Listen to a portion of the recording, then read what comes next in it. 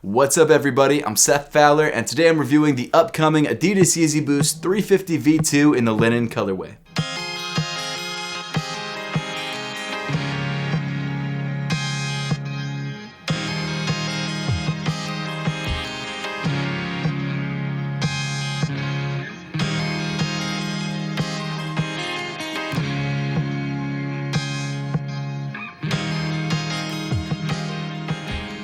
The Adidas YEEZY 350 V2 in the linen colorway is a shoe that I've been looking forward to for a long time. And now finally on Saturday, April 18th, the YEEZY Boost 350 V2 linen is releasing for a retail price of $220. If you decide you want to grab this pair a little bit early, as in a couple hours early, or just check the resale price of this shoe, I've left an affiliate link to GOAT in the top of the description. However, this time that's not actually where I grabbed my pair. This time around I bought my pair from Stadium Goods because it was the only place that actually had pairs of these sneakers available early. Usually GOAT has instant ship the week before the sneaker releases, but for whatever reason they didn't have it this time, probably because of everything going on in the world, so thank goodness Stadium Goods had a pair because I really wanted to get out a review of this pair at least somewhat early. The linen 350 V2s are the latest YEEZY silhouette to release, however they're not the last YEEZY to release this month. Actually next week we have a pair of the 700 MNVNs in the bone colorway dropping. To be honest, I'm really surprised Adidas and YEEZY are still able to pump out these YEEZY silhouettes week after week, especially with everything going on in the world right now. I mean, it makes sense why they're doing it because they have the stock, they need to pay their employees and keep their business running, so I'm not mad at it, and I'm also actually kind of happy that they're doing it because it gives me something to talk about when there's not too many other sneakers releasing. So kudos to them for keeping things interesting. But for the last couple months I've been saying that the linen colorway of the 350 V2s is the colorway that I'm most looking forward to, and to be honest, when I got it in hand,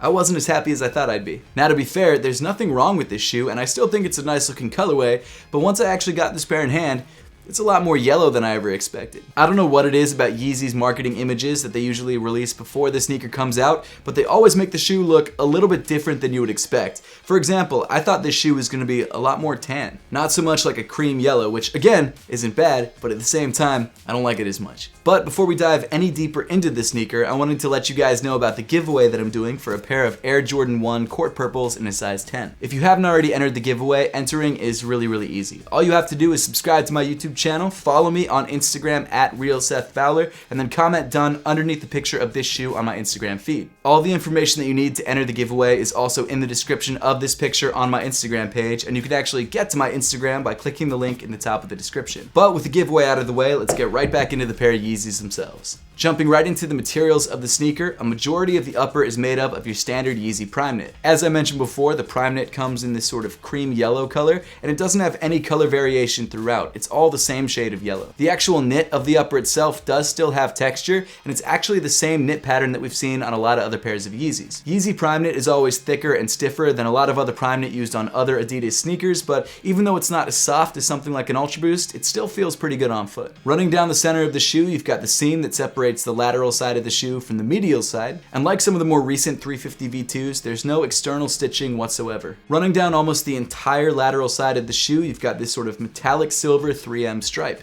I've said this before in previous YEEZY reviews, but this stripe detail, especially when it comes in 3M, is my favorite part of the YEEZY. And it's not because it shines when you hit it with a flash, it's because it really adds a sort of defining detail to the side of the sneaker. On this linen colorway, it doesn't seem like there's two different variants of the same colorway. Usually there's a regular pair and a reflective pair, but to my knowledge, on this colorway, there's only one SKU releasing. And I'm totally fine with that. I never personally really cared about the reflectives versus the non-reflectives. It never really mattered to me. Unlike the lateral side of the shoe, the medial side of the sneaker is very plain and does not have a stripe. Instead, for a majority of this side of the sneaker, you've just got your plain cream yellow prime knit. And then continuing up on the shoe, you've got these linen colored rope laces, which are pretty much standard when it comes to 350 V2s. Around the top of the ankle, you've got this sky blue colored piping, which I really like a lot, and I feel like it contrasts the linen colorway really nicely. Again, I would have preferred if this shoe had been tan, but it's not a big deal. Then moving inside the sneaker, the sock liner of the shoe comes in that same sky blue color with the Adidas 3 stripes on the heel. Then rounding off the inside of the sneaker, you've got that same sky blue color on the insole of the shoe with the Adidas and YEEZY branding printed on the heel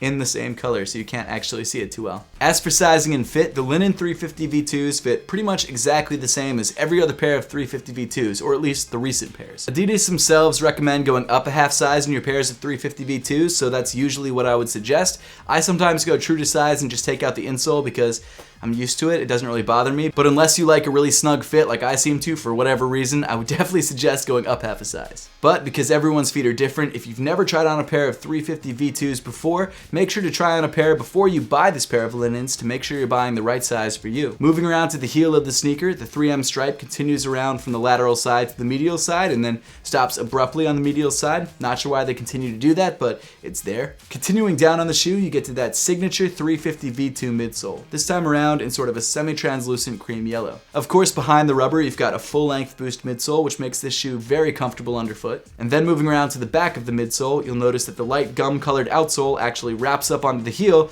like it does for every other pair of 350 V2s. And then finally finishing off the shoe, you've got that light gum-colored rubber outsole. The 350 V2 linens are definitely more of the same when it comes to pairs of 350s. The only real difference is the 3M stripe on the side and the sky blue accent around the top of the ankle. If you already have a lot of pairs of 350 V2s, you're really not missing out on anything if you don't pick this colorway up. But if you happen to love this colorway with the sort of light yellow upper, the 3M stripe, and the sky blue accent, then it's worth grabbing. At this point, you should pretty much know exactly what to expect when it comes to new 350 V2 releases. If you want to grab a pair of 350 linens or just check the resale price, like I said earlier, I've left a link to GOAT in the top of the description. But now I would love to know your thoughts on the linen 350 V2s and whether this is a colorway that you're trying to pick up or whether you're going to let it go. So let me know in the comment section down below. And as always, thank you so much for watching. Make sure to subscribe if you haven't yet, and I'll see you all in the next one.